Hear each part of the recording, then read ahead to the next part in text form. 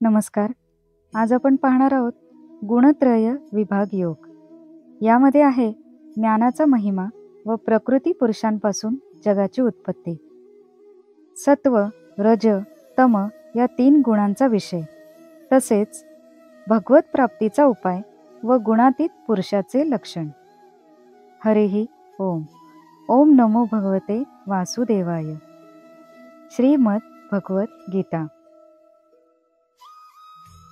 अथ चतुर्दशोऽध्यायः. श्री भगवान उवाच. ओवी क्रमांक 1. परं भूय प्रवक्ष्यामि ज्ञानानां ज्ञानमुत्तमं यत् ज्ञात्वा मुनयः सर्वे परां सिद्धिमितो गता. अर्थात श्री भगवान म्हणाले, ज्ञानातीलही अतिउत्तम ते परम ज्ञान मी तुला पुन्हा सांगतो की जे जाणल्याने सर्व मुनिजन या संसारातून मुक्त होऊन परमसिद्ध पावले आहेत. ओवी क्रमांक 2. इदं ज्ञानमुपाश्रित्य मम साधर्म्यमागता सर्गेऽपि नोपजायन्ते प्रलये न व्यथन्ति च. अर्थात हे ज्ञान धारण करून माझ्या स्वरूपाला प्राप्त झालेले पुरुष सृष्टीच्या आरंभी पुन्हा जन्माला येत नाहीत आणि प्रलयकाळीही व्याकुळ होत नाहीत. ओवी क्रमांक 3.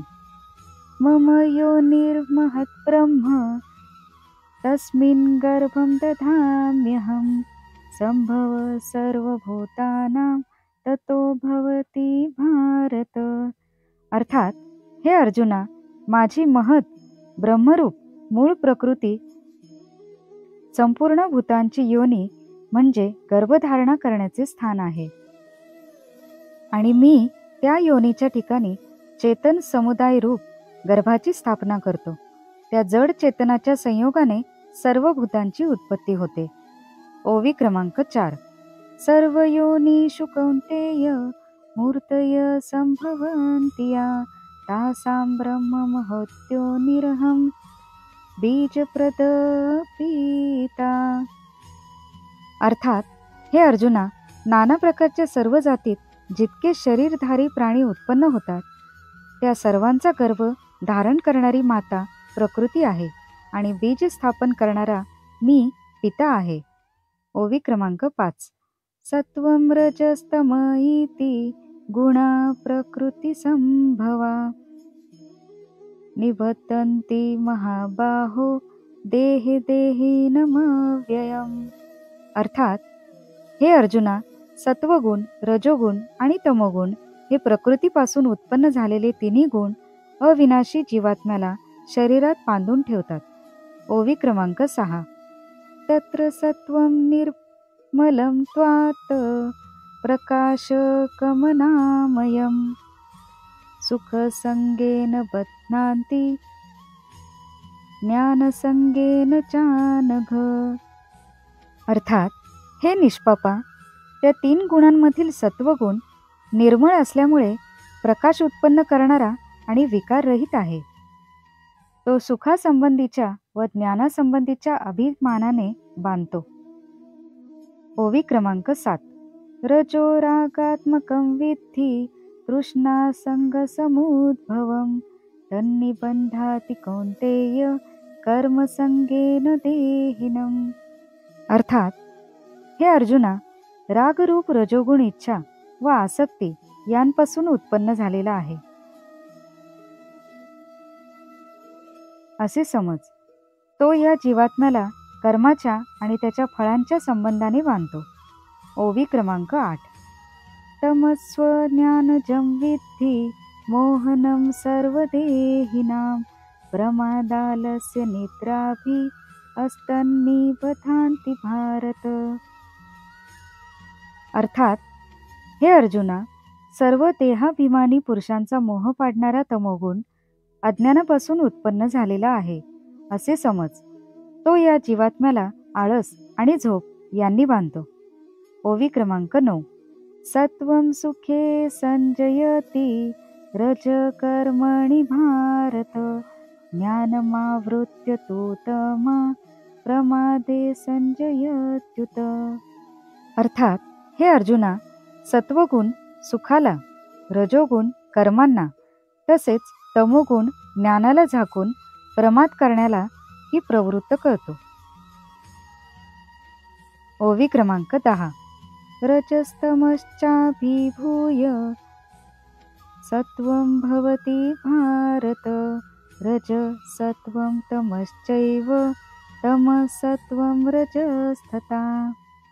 अर्थात आणि हे अर्जुना, रजोगुण आणि तमोगुण यांना दडपून सत्वगुण वाढतो, सत्वगुण व तमोगुणाला दडपून रजोगुण वाढतो, तसेच सत्वगुण व रजोगुणाला दडपून तमोगुण वाढतो.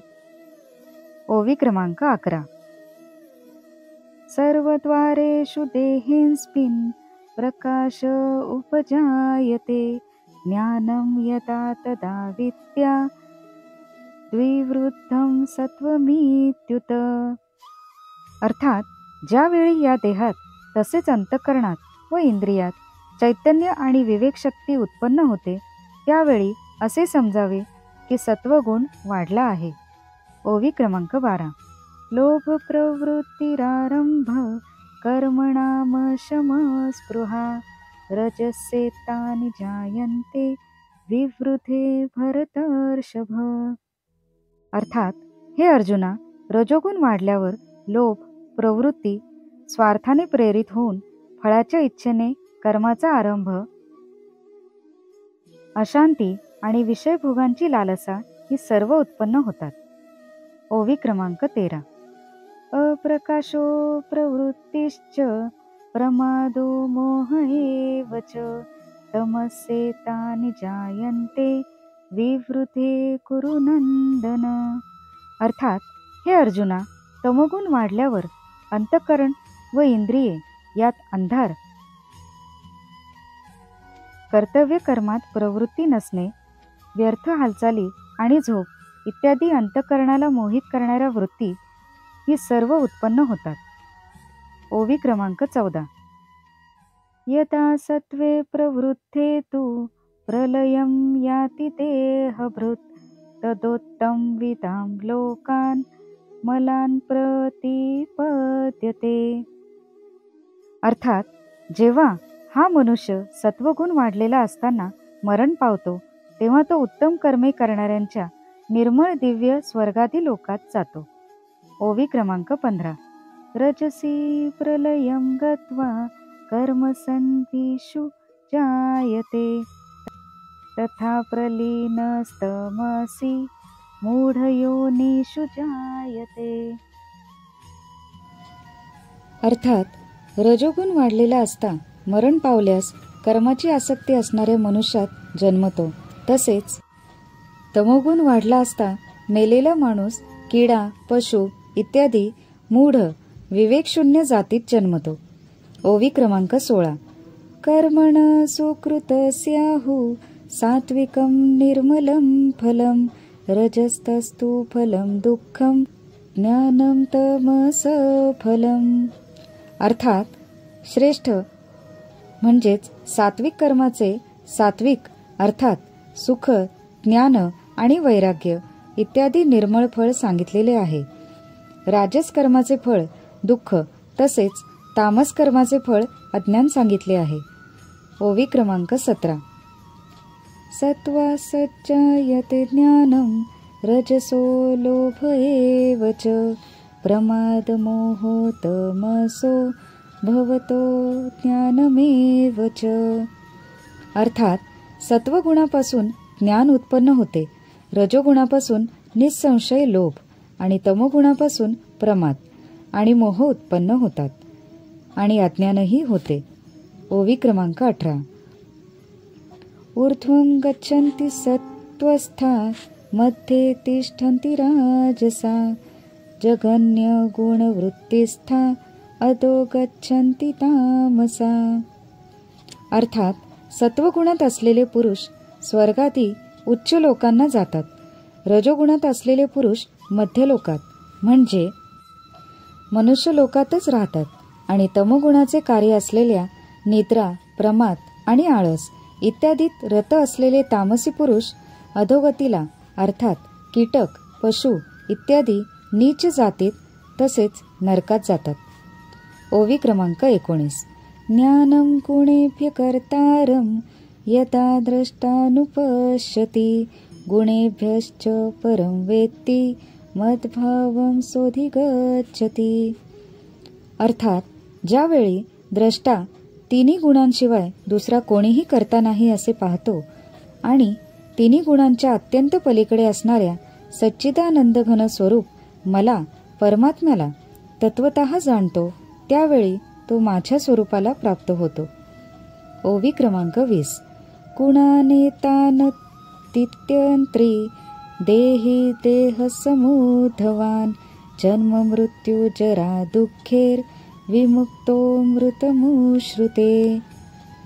अर्थात हा पुरुष शरीराच्या उत्पत्तीला कारण असलेल्या या तिन्ही गुणांना उल्लंघून जन्म, मृत्यू, वार्धक्य आणि सर्व प्रकारच्या दुःखांपासून मुक्त होऊन परमानंदाला प्राप्त होतो.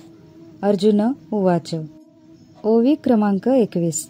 कलिर्केन स्त्रीन गुणानेतान तितो भवति प्रभो किमाचर कथं चेतान स्त्रीन गुणानति वर्तते.